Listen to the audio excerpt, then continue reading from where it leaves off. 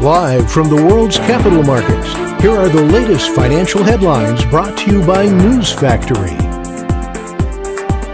Hello and welcome to Friday's Daily Financial Report.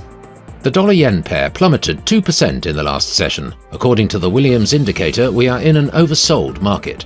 The Bitcoin-dollar pair exploded 5% in the last session. The ROC is giving a positive signal, which matches our overall technical analysis. The dollar-yen pair exploded 1% in the last session. The MACD is giving a positive signal. The oil-dollar pair rose 0.7% in the last session, after gaining as much as 1.8% during the session. The Williams indicator is giving a positive signal. And now let's hear what our chief analyst picked up for us today.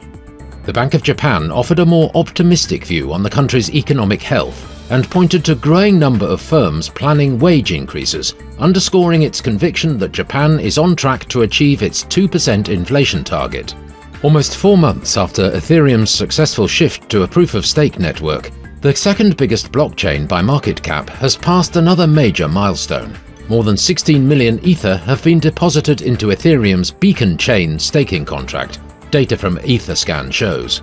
The euro briefly hit a 7-month high against the dollar, but held within a narrow range as traders avoided making big moves ahead of US inflation data, which may offer a clearer picture of where interest rates are headed. Those were today's major economic events, and now moving on to world financial headlines. The UK's industrial production will be released at 0700 hours GMT. The US Export Price Index at 1330 GMT. The US Michigan Consumer Sentiment Index at 1500 hours GMT.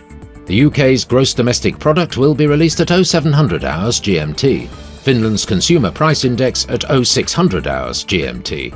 Japan's CFTC JPY-NC net positions at 2030 GMT. We hope that you've enjoyed Friday's Market Outlook. On behalf of all of us here, we wish you a productive trading day.